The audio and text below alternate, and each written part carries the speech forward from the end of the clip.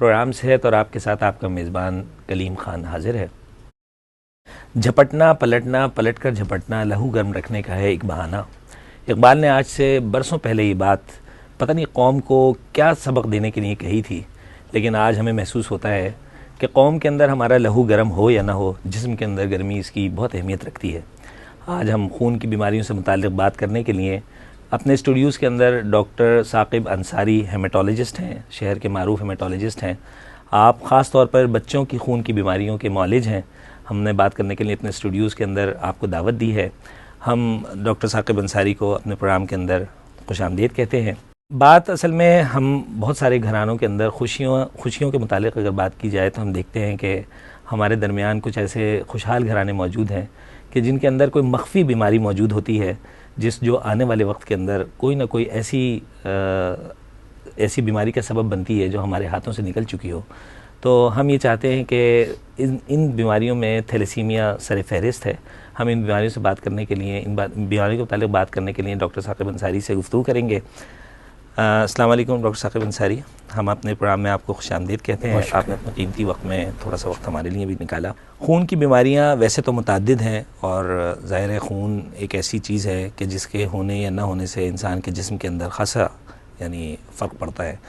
تو تھیلیسیمیا کے متعلق جاننے کے لیے آج ہم نے اپنے اسٹوڈیوز میں آپ کو خاص طور پر دعوت دی ہے۔ یہ بیماری کیسے دریافت ہوئی، اس کا کہاں سے اس کا آغاز ہے، خاص طور پر پاکستان کے اندر اس کی اویئرنیس کے لیے کیا کیا ممکن ہو سکا ہے اب تک، اس پر بات کرنے کے لیے آپ کو تھیلیسیمیا ایک خون کی ایسی بیماری ہے کہ جس میں بچے کے اندر پیدائشی طور پہ خون بنانے کی، صحت مند خون بنانے کی صلاحیت نہیں ہوتی، اور لال خون کے ذرات ہڈی کے گودے کے اندر ہی اپنی زندگی ختم کر جاتے ہیں، اور ان بچوں میں 6 ماہ تک تو یہ بچے ٹھیک رہتے ہیں، اور 6 ماہ کی عمر کے بعد ان کے جسم میں خون اتنا کم ہو جاتا ہے کہ زندگی کا سفر جاری رکھنا ان کے لیے مشکل ہو جاتا ہے، اور لازمی ہو جاتا ہے کہ کم از کم ماہ میں ایک بار ان کو انتقال خون یا ان کے جسم میں خون ڈالا جائے۔ کیا ڈاکٹر صاحب ہم اگر اپنی بات کا آغاز اس طرح کریں کہ کوئی ایسے ماں باپ جو کہ اپنے اندر اس بیماری کو چھپا کر رکھے ہوئے ہیں اور بظاہر وہ صحت مند نظر آ رہے ہیں، اور آنے والے وقت میں وہ اس بات سے انجان ہیں کہ جب وہ شادی کے بعد اگر کسی اپنے ایک ایسے ہی پارٹنر سے ان کی ملاقات ہو جائے کہ جو خود بھی اس بات کو حامل ہو کہ وہ ایک پروڈیوس کر سکتا ہو آگے تھیلیسیمیا کا،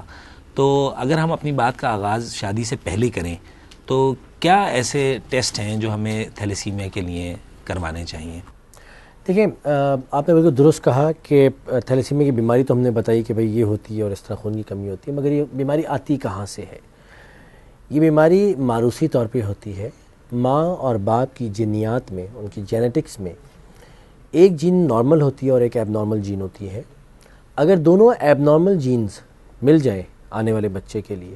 تو جو بچہ پیدا ہوتا ہے اس کو تھیلیسیمیا میجر اس کو کہتے ہیں، مطلب شدید قسم کا تھیلیسیمیا جس میں خون لگانے کی ضرورت پڑتی ہے۔ چنانچہ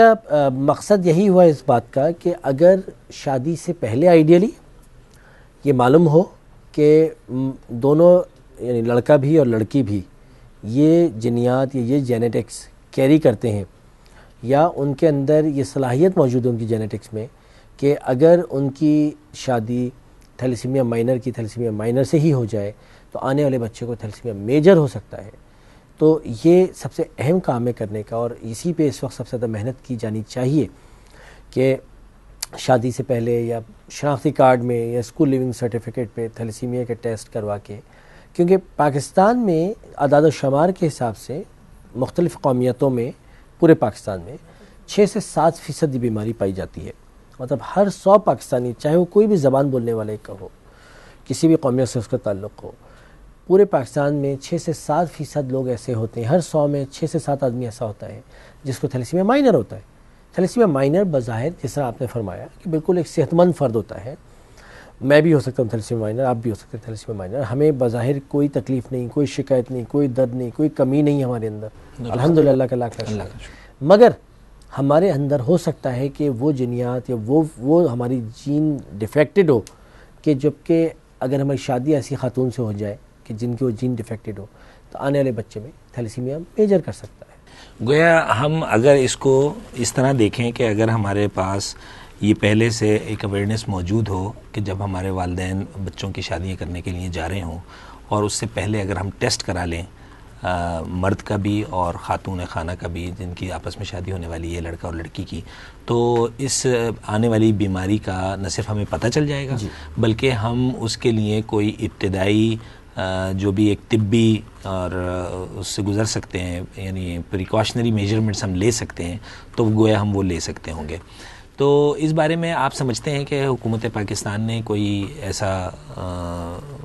عمل کیا ہوا ہے, کوئی ہمارے پاس کوئی ایسا قانون موجود ہے یا اور ممالک کے اندر کوئی, یہ اصل میں ہم پہلے یوں بات کرنا چاہ رہے ہیں کہ ہمیں لوگوں کا یہ اویئرنیس دے سکیں کہ آیا اس بیماری سے بچا کیسے جا سکتا ہے,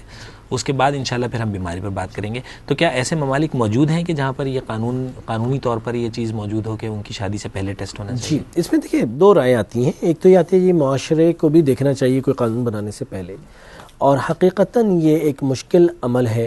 کہ ہم شادی کے وقت یہ شرط لگائیں, اور بلکہ اس سے زیادہ جو ہمارے اسکالرز ہیں اور جو ہمارے لوگ ہیں ان کی رائے یہ ہے کہ اس سے کہیں پہلے شناختی 1 کروڑ سے زیادہ لوگوں کا مسئلہ ہے پاکستان کے, 1 کروڑ 40 لاکھ لوگوں, 50 لاکھ 1.5 کروڑ لوگوں کا مسئلہ ہے, 7% and 6% population of the country.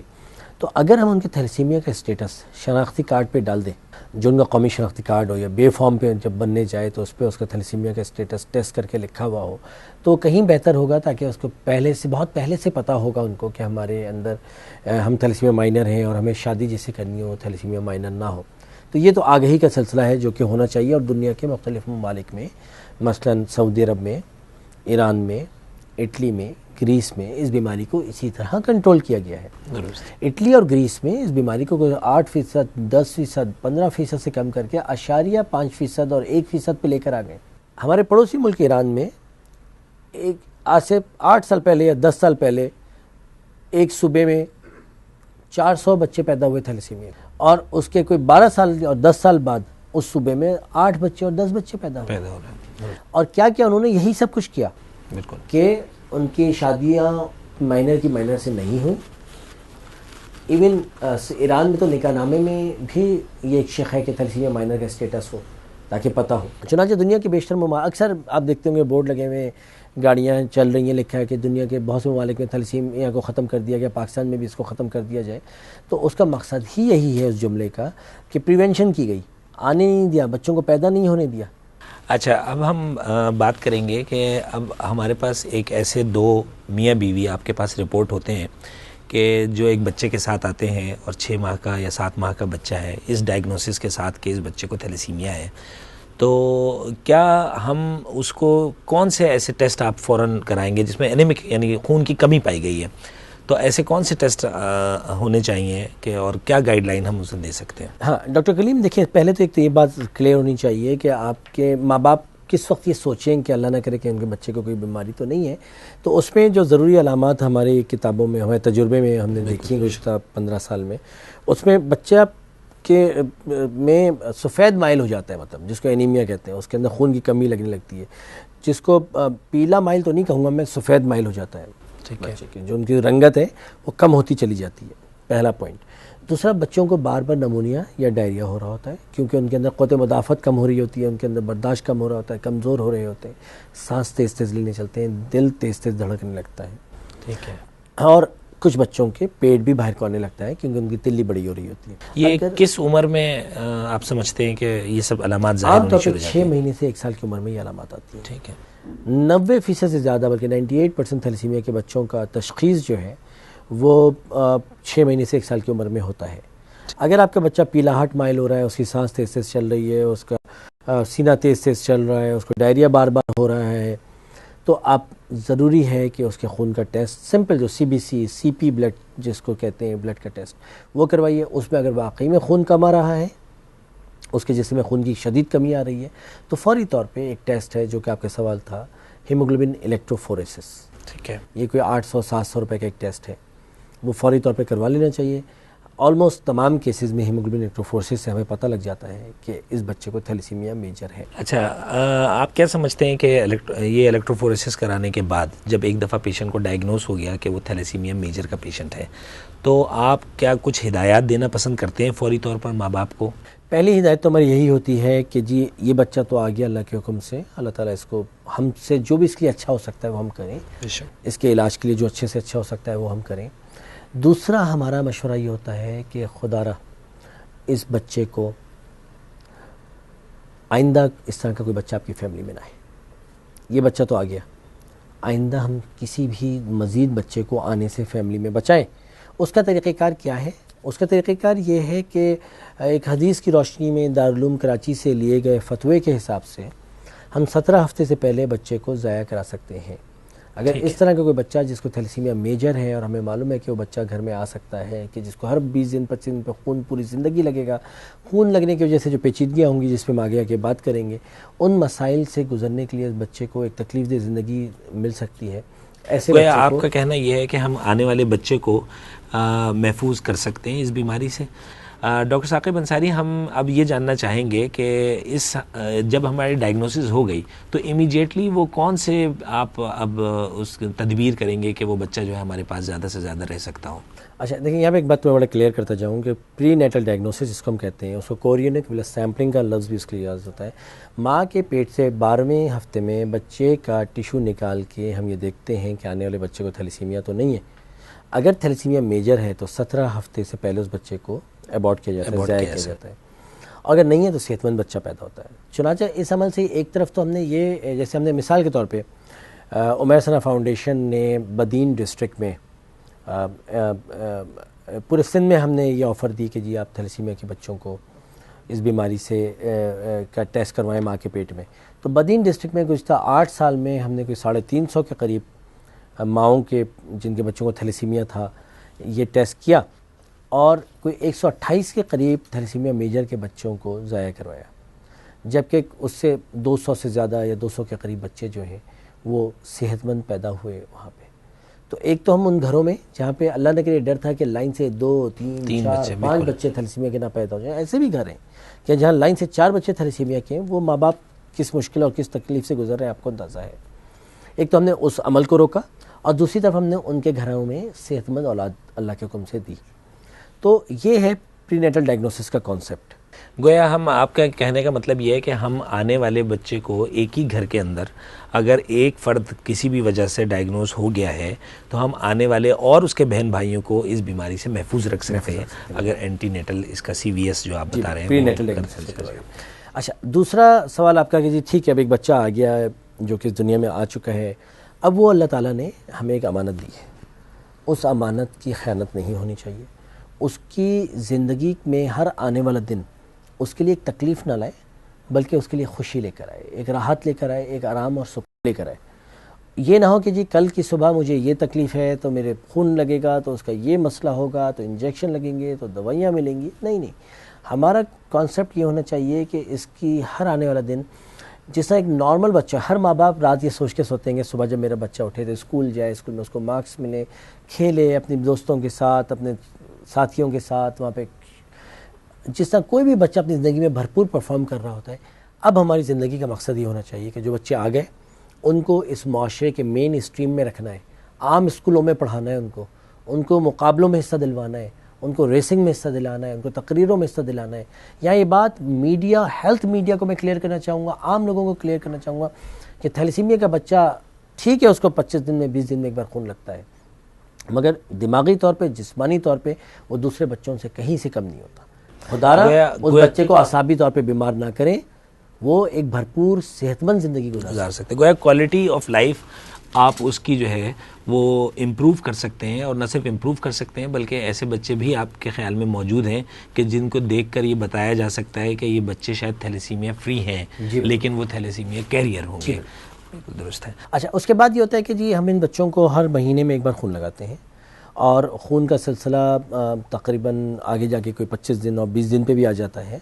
اور جب کوئی 20 سے 25 بار خون لگ چکا ہوتا ہے تو خون کے اندر کچھ آئرن ایک ایلیمنٹ بہت امپورٹنٹ ہوتا ہے جو ہیم میں ہوتا ہے، اور جب بہت زیادہ خون لگتا ہے تو وہ فولاد جا کے جسم کے مختلف حصوں میں جمع ہو جاتا ہے، کیونکہ خون میں ظاہر ریڈ سیلز ہیں، ریڈ سیلز کا اپنا ایک لائف اسپین ہے. عام طور پہ 25-30 دن میں یہ ریڈ سیلز ٹوٹ جاتے ہیں. جب ٹوٹ جاتے ہیں اس میں سے آئرن نکلتا ہے. آئرن جا کے کبھی دل پہ جمع ہوتا ہے، کبھی جگر پہ جمع ہوتا ہے، کبھی گلینڈز ہوتے ہیں دماغ میں اس پہ جمع ہوتا ہے. اور ان بچوں کے لیے زندگی کا سفر جاری رکھنا بہت مشکل ہو جاتا ہے کہ جب تک ان کا اچھا دوائیوں سے اور انجیکشن سے علاج نہ کیا جائے. صرف خون لگانا ہی مسئلہ نہیں ہے. پاکستان میں تھیلیسیمیا کے علاج کی تاریخ کچھ اس طرح سے ہے کہ آج سے 20 سال پہلے یہ بچے ہمارے ساتھ اپنی 10ویں سالگرہ بھی نہیں گزار پاتے تھے اور خون نہ ملنے کی وجہ سے ہمارا ساتھ چھوڑ جاتے تھے. گزشتہ 20 سال میں بے شمار تھیلیسیمیا ٹریٹمنٹ سینٹرز جو کہ NGO بیسڈ ہیں، نان گورنمنٹل آرگنائزیشن، فلاحی ادارے، انہوں نے اپنے طور پہ چند لوگ جمع ہوئے اور ان میں سے اکثر وہ ہیں کہ جو تھیلیسیمیا کے ماں باپ خود تھے اور ان کی فیملی میں کوئی تھیلیسیمیا کا تھا اور انہوں نے اس طرح کے تھیلیسیمیا سینٹرز بنائے. یہ ہماری خوش قسمتی ہے. مگر بدقسمتی یہ ہے کہ وہاں پہ بھی جو مین فوکس ہے وہ صرف خون لگانا ہے. تو اس کا فائدہ یہ تو ہوا کہ جو بچے اپنی 10ویں سالگرہ سے پہلے ہمارا ساتھ چھوڑ جاتے تھے اب وہ اپنی 18ویں اور 20ویں سالگرہ تک ہمارے ساتھ موجود ہیں، مگر یہ گاڑی اس سے آگے نہیں چل پاتی. گویا ڈاکٹر صاحب کا ایک تعارف عمیر ثنا فاؤنڈیشن کے حوالے سے بھی ہے کہ آپ عمیر ثنا فاؤنڈیشن کے جنرل سیکریٹری ہیں اور آپ اس کے عمیر ثنا فاؤنڈیشن کے امبریلا کے تحت جتنے بھی تھیلیسیمیا کے بچے ہیں ان کی اللہ کا شکر ہے الحمدللہ بہت کوشاں ہیں کہ ان کی زندگی کو کس طرح ہم کوالٹی آف لائف ان کی بہتر کر سکتے ہیں. ڈاکٹر ثاقب، آپ گویا یہ کہنا چاہ رہے ہیں کہ آج سے 10 سال پہلے یا 20 سال پہلے آپ نے تذکرہ کیا کہ ہمارے پاس خون نہ لگنے کی وجہ سے پیشنٹ جو تھے اپنی 10ویں سالگرہ نہیں منا پاتے تھے، اور الحمدللہ آج عمیر ثنا فاؤنڈیشن اور دوسری فاطمید ہے اور اب انشاءاللہ الخدمت بلڈ بینک کے نام سے بھی ایک انشاءاللہ آنے والا ہے. تو ہم ظاہر ہے کہ اللہ کا شکر ہے کہ یہ اویئرنیس لوگوں میں دینے میں کامیاب ہو گئے ہیں کہ خون جو ہے وہ ضرور لگنا چاہیے ایسے پیشنٹس کو، اور خون لگانے سے ان کی کوالٹی آف لائف جو ہے وہ امپروو ہو سکتی ہے. لیکن ساتھ آپ نے تذکرہ کیا کہ خون لگانے کے ساتھ ساتھ خون جو ہے وہ ظاہر ہے کہ ایک ایسا کمپوننٹ ہے جسم کے اندر کہ جو اپنی عمر پوری کرنے کے بعد ختم ہو جاتا ہے. تو گویا وہ جب اسپلٹ ہوتا ہے تو ہیم کے اندر آپ نے بتایا کہ فولاد کا جو ایلیمنٹ ہے وہ جمع ہونا شروع ہو جاتا ہے اور جسم کے اندر بہت ساری بیماریوں کا سبب بن سکتا ہے جو کہ کمپلیکیشن پیدا کرتی ہیں. اس کے لیے آپ کیا کہنا چاہیں گے؟ اچھا، اس کے لیے جو سب سے اہم چیز ہے وہ ہے کہ ایسی دوائیاں جو انجیکشن کی صورت میں موجود ہیں، گولیوں کی صورت میں بھی اب موجود ہو گئی ہیں، بلکہ آج سے 4-5 سال پہلے تک اس کی گولیاں نہیں تھیں. تو ان بچوں کو روزانہ 10 گھنٹے کا انجیکشن پوری زندگی لگانا ہوتا تھا، یا کم از کم ہفتے میں 5 سے 6 دن تو ضرور لگائیں ہم کہتے تھے، تب جا کے یہ دوسرے بچوں کے قریب زندگی گزار پاتے تھے. مگر ہم نے جب اپنا کام 10 سال تک تو اسی طرح کیا اور ہمیں بڑی مشکلات کا سامنا کرنا پڑا. بچے نہیں لگاتے تھے، ان کو تکلیف ہوتی تھی. 10 گھنٹے کا انجیکشن انفیوژن پمپ سے لگا ہوا ہے ان کو، ایک زحمت والا، ایک تکلیف والا، ایک پریشانی والا عمل تھا.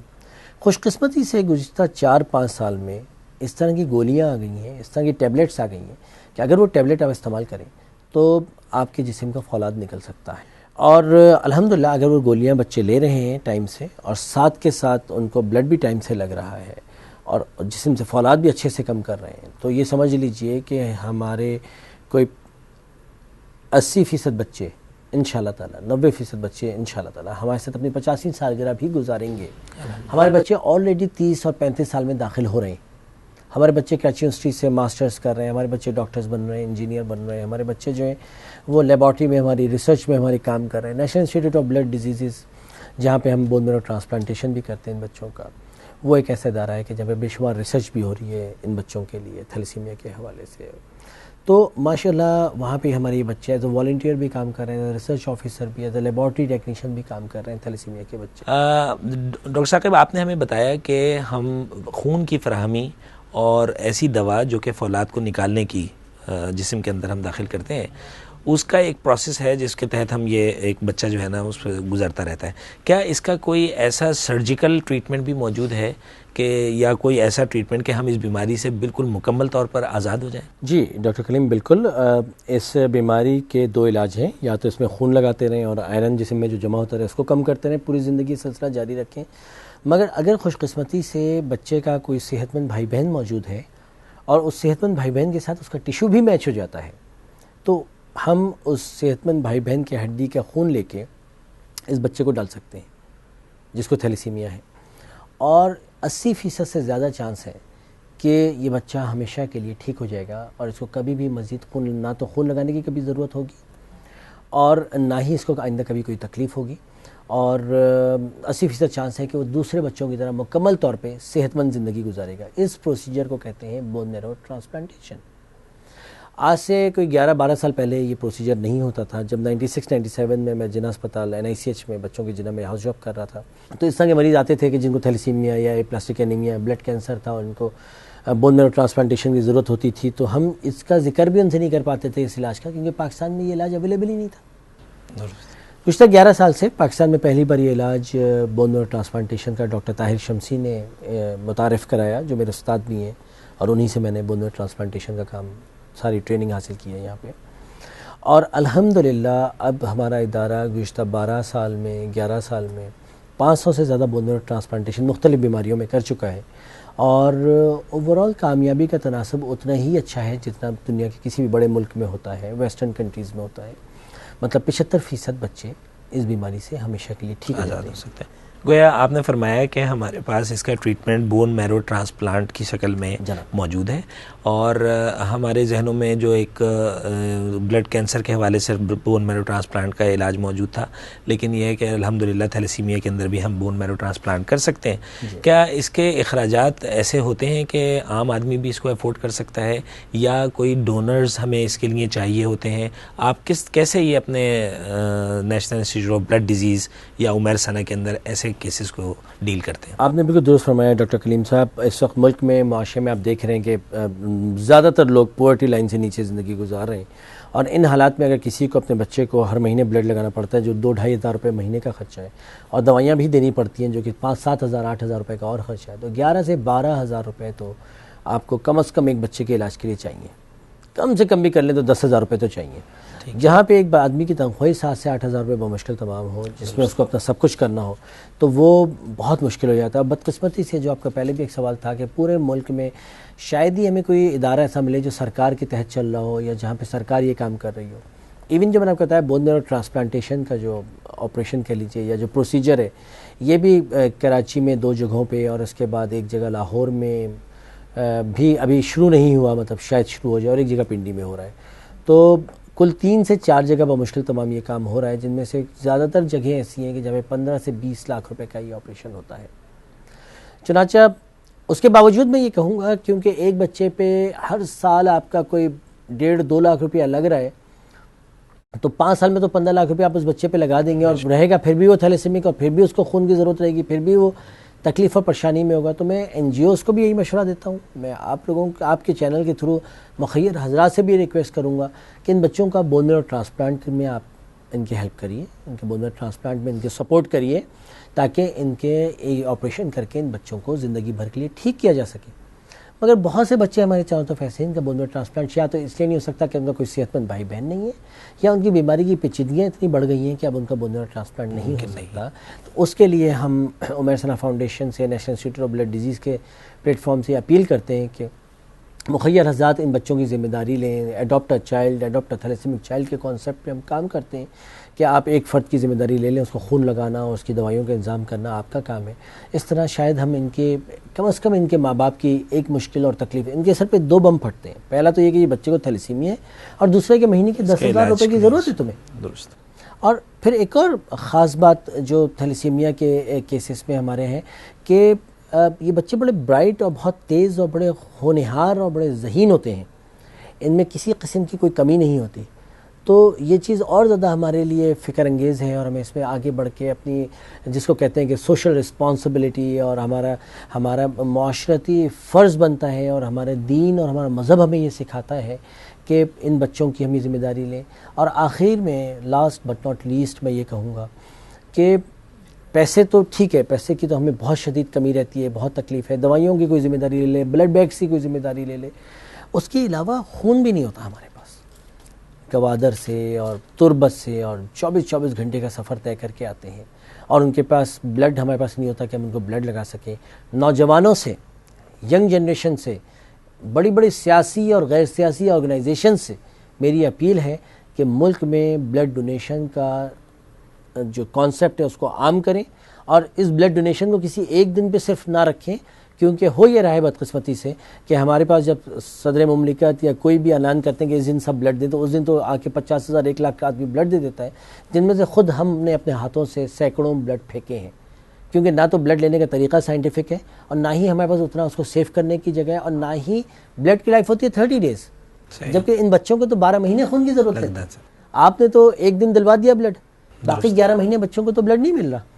تو ہماری صدر مملکت سے بھی، وزیر اعظم سے بھی، تمام سیاسی غیر سیاسی NGO سے یہ درخواست ہے، التجا ہے، التماس ہے، ہم بھیک مانگتے ہیں کہ ہمیں بہت شرم آتی ہے، ہم بہت ڈپریس ہوتے ہیں، ہم بہت پریشان ہوتے ہیں کہ جب گوادر سے، تربت سے ایک ماں اور ایک باپ اپنے بچے کو لے کے بیٹھے ہوتے ہیں اور ہمارے پاس ان کو خون لگانے کے لیے خون نہیں ہے۔ آگے بڑھیے، ان بچوں کو خون دیجیے۔ بہت شکریہ ڈاکٹر ثاقب انصاری۔ ناظرین، قرآن کی ایک آیت مجھے اس وقت ذہن میں آ رہی ہے کہ لِكُلِّ دَاءٍ دوا، کہ ہر مرض کے لیے کوئی نہ کوئی علاج موجود ہے، اس کی دوا موجود ہے۔ اور وَإِذَا مَرِضْتُ فَهُوَ يَشْفِينِ، کہ اگر کوئی شخص بیمار ہوتا ہے یا اگر میں بیمار ہوتا ہوں تو اللہ تعالیٰ اس کو صحت دینے والا ہے، اس کی صحت موجود ہے۔ اللہ تعالیٰ سے دعا ہے کہ ہمارے ان بچوں کو جو ہمارے ساتھ ہیں اور ان کو خوشیاں ہم دینا چاہتے ہیں، ہمارے پاس ایک ایسی اللہ تعالیٰ نے